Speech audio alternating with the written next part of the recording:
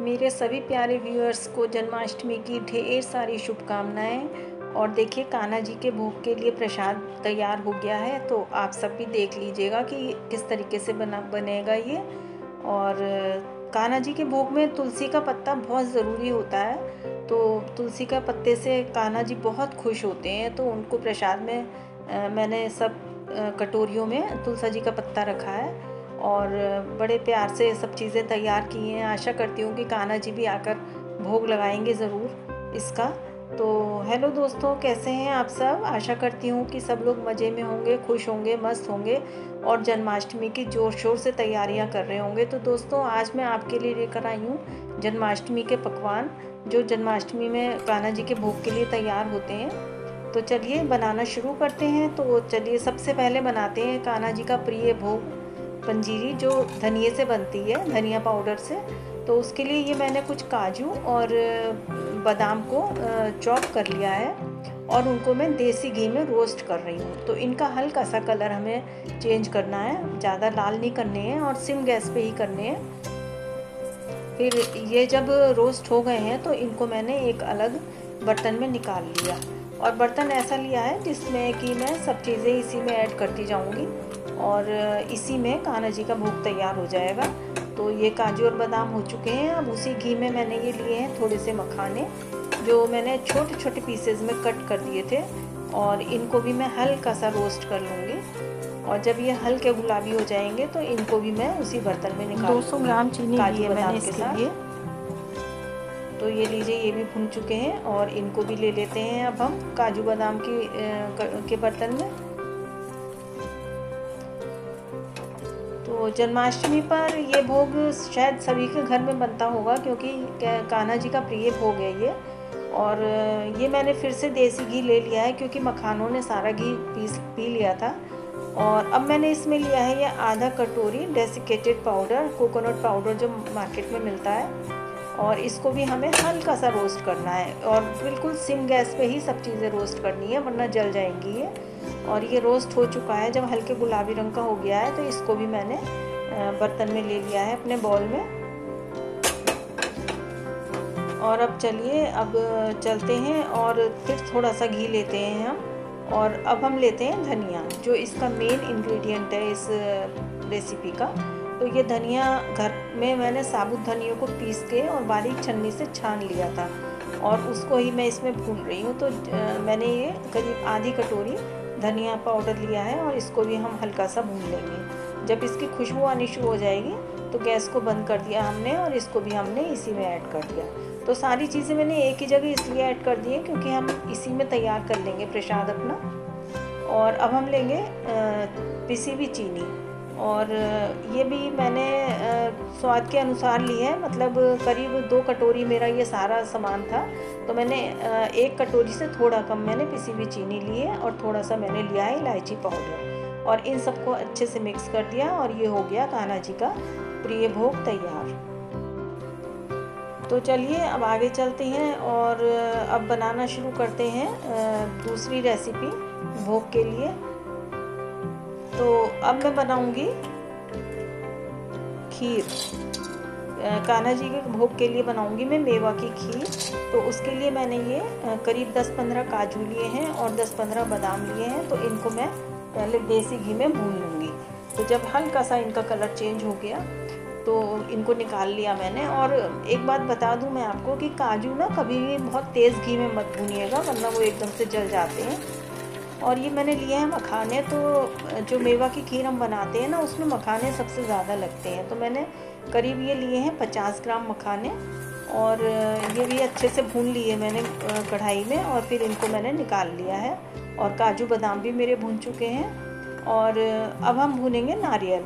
तो ये घर का नारियल जो साबुत गोला होता है, ये उसको कद्दूकस कर लिया है मैंने, और उसको भी मैं थोड़ा सा डार्क कलर में भूनूंगी इसको। तो इससे क्या होता है कि एक तो खीर में ना खुशबू बहुत अच्छी आती है, दूसरे खीर का कलर बहुत अच्छा हो जाता है। तो सब चीज़ें तैयार हैं। तो अभी ने हमें ग्राइंड करना है सबको, मिक्सी में ग्राइंड कर लूँगी मैं। तो सबसे पहले मैं मखाने करूँगी। तो मखानों को हमें कोर्सली पीसना है, मतलब बारीक पाउडर नहीं बनाना है, दरदरा सा करना है। कुछ मोटे मोटे पीसेस, कुछ बारीक पीसेस, इस तरीके से खीर के लिए हमने मखाने पीस लिए। और अब हम गोला भी पीस लेंगे। गोले को मैंने बिल्कुल बारीक कर लिया है। और जो ड्राई फ्रूट्स थे हमारे, काजू और बादाम थे, उनको भी हम दरदरा पीस लेंगे। तो ये दरदरा पीसेंगे, इनका पाउडर नहीं बनाएंगे। तो ये तीनों चीज़ें तैयार हो गई हैं। तो चलिए, अब दूध मेरा गैस पर रख दिया था मैंने, तो ये मैंने लिया है इसके लिए आधा किलो दूध। आधा किलो दूध में जब दूध में उबाल आ जाएगा तब हम सबसे पहले इसमें मखाने ऐड कर देंगे और इनको मिक्स कर देंगे अच्छी तरह। मिक्स करते जाएंगे। अच्छा, इसमें क्या है ना, आधा किलो दूध में करीब 50 ग्राम मखाने लग जाते हैं, क्योंकि मखाना हल्का होता है और दूध में जाके गाढ़ापन तभी आता है जब हम अच्छे से मखाने डालें। और ये गोला जो मैंने पीस के रखा था वो भी अब मैंने इसमें ऐड कर दिया है। और देखिए, दूध में खूब अच्छे से उबाल आना शुरू हो गया और इसको पकते हुए करीब 10 मिनट हो चुके हैं। तो मैंने अब इसमें चीनी भी ऐड कर दी है। तो मैंने 1 कटोरी भर के चीनी ऐड करी है, क्योंकि मेरा सारा सामान जो था ये पीसने के बाद करीब 2.5 कटोरी बैठ रहा था। तो मैंने इसमें 1 कटोरी चीनी ली है और 1 ही कटोरी का नाप लिया है मैंने इसके लिए। और अब चीनी डालने के बाद हमें दूध को पकाना है आधे घंटे तक सिम गैस पे। और ये मैंने थोड़ा सा इलायची पाउडर भी इसमें मिक्स कर दिया है। और चीनी डालने के बाद हमें इसे लगातार चलाते भी रहना है, जिससे कि लगे ना ये नीचे से। और इसी बीच में जो हमने ड्राई फ्रूट्स करे थे, भून के और पीस के रखे थे, वो भी ऐड कर दिए हैं। और देखिए, ये हमारी गाढ़ी गाढ़ी खीर तैयार हो गई है बनके भोग के लिए। तो चलिए, अब बना लेते हैं पूरी। तो पूरी बनाने के लिए मैंने ये कुट्टू की पूरी बनानी है। तो मैंने ये 2 आलू लिए हैं उबले हुए, इन्हें मैं पहले कर लूँगी कद्दूकस। आप बताइएगा कि आप किस तरीके से बनाते हैं कान्हा जी का भोग। कान्हा जी का भोग तो सभी के घर में तैयार होता होगा। और ये देखिए, आलू कद्दूकस हो गए हैं। तो अब मैंने इसमें लिया है 2 सर्विस स्पून भर के कुट्टू और सिंघाड़े का मिक्स आटा और थोड़ा सा सेंधा नमक।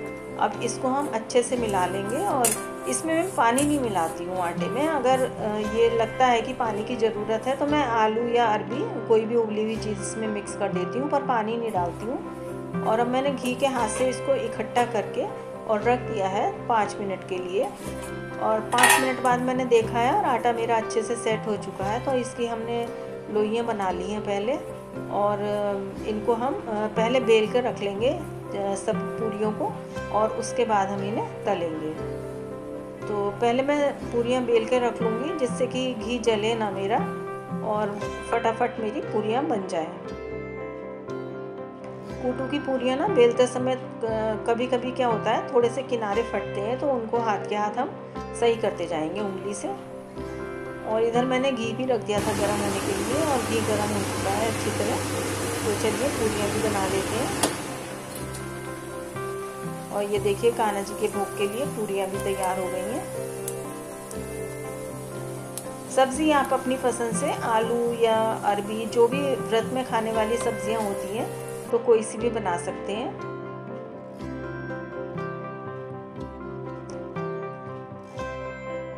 हमारे यहाँ तो व्रत में आलू, अरबी और लौकी खाई जाती है। आप बताइएगा आपके यहाँ कौन कौन सी सब्ज़ी खाई जाती है। तो ये पूरियाँ बन चुकी हैं। और अब चलिए बनाना शुरू करते हैं मेवा पाक, जो जिसे कुछ लोग पंजीरी कहते हैं और मेवा पाक भी कहते हैं। तो सबसे अब इसकी तैयारी करते हैं। तो उसके लिए मैंने ये सारे ड्राई फ्रूट्स लिए हैं। मखाने हैं, काजू, बादाम, गोंद और खरबूजे के बीज। तो अब सबसे पहले क्या है, मैंने सूखी कढ़ाई में बिना घी के मखानों को भून लिया है। और जब मखाने लाल हो गए तो उन्हें निकाल लिया मैंने। और उसी में सूखी कढ़ाई में ही मैं अब भून रही हूँ खरबूजे के बीज। तो जब ये चटकने लगेंगे ना, भुन जाएंगे, तो ये चटकने शुरू हो जाते हैं और इनमें से आवाज़ आनी शुरू हो जाती है। तो फिर मैंने उनको निकाल लिया बाहर। और उसके बाद उसी सूखी कढ़ाई में मैंने नारियल को जो कद्दूकस करके रखा था उसको भी भून लिया है। अब मुझे घी की ज़रूरत है इसमें, तो ड्राई फ्रूट्स भूनने के लिए। तो मैंने इसमें लिया है 1 चम्मच देसी घी और काजू और बादाम ऐड कर दिए हैं उसमें। तो क्या है कि काजू और बादाम हम ड्राई नहीं भूनेंगे, उनके लिए हमें घी की ज़रूरत है। और ये भून चुके हैं, हल्के गुलाबी रंग के हो गए हैं, तो मैंने इनको भी बाहर निकाल लिया। और लास्ट में मैं भून रही हूँ गोंद। तो गोंद को मैंने घी में ही करा है। वैसे ये माइक्रोवेव में बहुत अच्छे से गोंद फूलता है और बिना घी के बन जाता है। ये सब चीज़ें भुन चुकी हैं और इनको मैंने सबको पीस के भी रख लिया है। तो आप देख सकते हैं सबका मतलब कोर्सली पीसा है सबको मैंने, बहुत बारीक पाउडर नहीं बनाया है। अब ये मेरा सारा सामान बैठा था करीब 300 ग्राम। तो मैंने 100 ग्राम चीनी ली है इसके लिए, और 100 ग्राम चीनी में मैंने 1 कटोरी पानी डाल के और उसकी बना ली है 1 तार की चाशनी। इसके लिए हमें 1 तार की चाशनी चाहिए क्योंकि इसमें मावा नहीं डाल रहे हैं हम। अगर मावा होता है ना तो चाशनी हमें ज़्यादा चाहिए होती है। और जब चाशनी आ गई थी उसमें 1 तार आ गया था तो मैंने सारा मटेरियल अपना मिक्स कर दिया उसमें, और एक प्लेट में मैंने देसी घी लगा दिया था नीचे और उसमें मैंने ये निकाल लिया।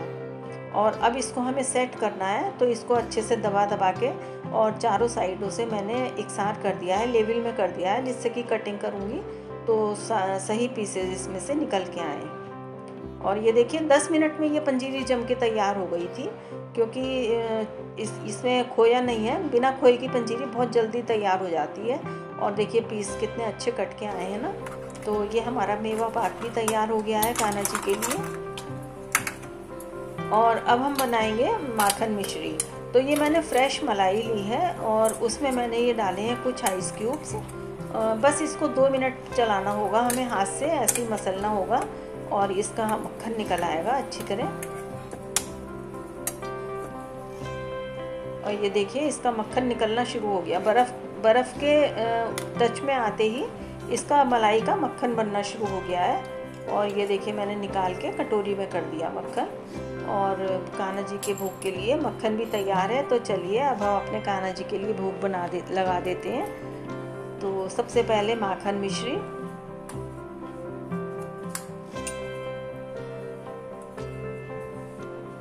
जय कन्हैया लाल की, हाथी घोड़ा पाल की। और ये मैंने रखी है खीर और पंजीरी धनिए की, साथ में मेवा पाक और पूरी और सब्जी।